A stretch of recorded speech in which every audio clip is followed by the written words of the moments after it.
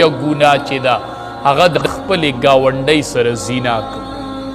چې یو بنده د ګاونډۍ ښځې سره زینا وکړي دا د شرک نه پس وې دا ډېره لویه ګناه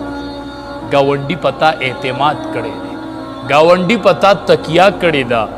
ګاونډي ته د خپل کور چوکیدار حساب کړی ګاونډي ته د خپل عزت چوکیدار حساب کړی چې دی به زما د کور د عزت چوکیداری به ماله کړي دا زما ګاونډي دی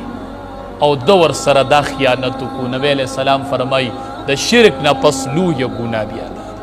دا ولې چې د ګاونډي په تا حق ډېر دی ګاونډي په تا باندې اعتماد کړی دی ګاونډي تا ته ټول کور سپارلی دی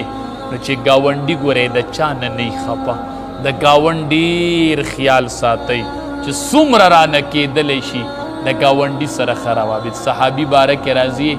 ګاونډي و یهودي او دې کور ته راغی بیزه حلاله شوې وه تپوس یې وکړو وی ګاونډي لم پې لیږلی یهودي ګاونډي دی وی لیږلی م ده ورله وی ځکه ورله لیږئ چې ما د امام الانبیا نه د ګاونډي په باره کې دومره خبرې اورېدلې وې چې نبی علیه السلام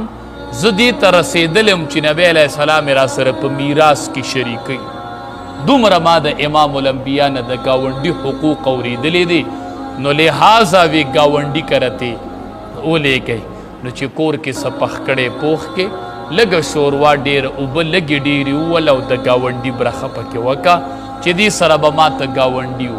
دې کې به ما سره ګاونډي شریک شي او نبی کریم صلی الله علیه وسلم ویلی دی چې د ګاونډي ډېر حق دی او چې کله بیمار شي نو عیادت لیزه او چې کله وفات شي نو په جنازه کې شرکت کوه او د ګاونډي د حقونو خیال ساتو بار بار نبی کریم صلی الله علیه وسلم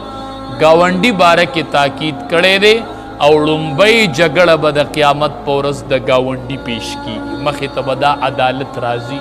لومبۍ جګړه به د ګاونډي سره نو پکار دا ده چې ګاونډیانو سره ښه سلوک کوو زموږ ډېره کمزوري دا ده چې ګاونډي د سړي یو رشته دار وي نو اکثر یې ورسره نالي او د دې ګاونډي درې حقه دي چې رشته دار دی شوی مسلمان دی ګاونډي دی رشته دار عائشہ رضی اللہ تعالی عنہا نبی کریم صلی اللہ علیہ وسلم نے تپوس کی وی د الله حبیبه چې سړي دوه ګاونډیان صحابه ټولې مسلې واضح کړي نو چې کوم یو ګاونډي لته ورکړه ستا وس د یو ګاونډي کېږي لکه یوه رکیبۍ سالن ورکوي ګاونډیان دي دوه دي نو بیا به چاله ورکوي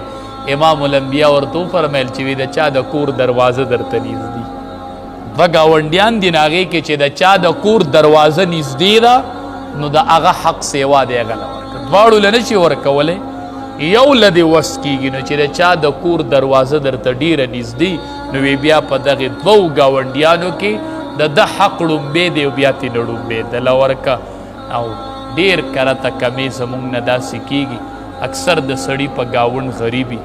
او دی دا میوې او دا بلا څیزونه راوړي خپلو بچو له یې په لاس کې ورکړي هغه د ګاونډیانو کره لاړ شي هلته یې خوري او هلته مور د بچو نه هغه میوه غواړي او د هغه وشتې ده نو چې نه ولته نشي ورکولی که نه نو بچو ته وایي دا میوه کور خورئ د ګاونډیانو کره یې مه وړئ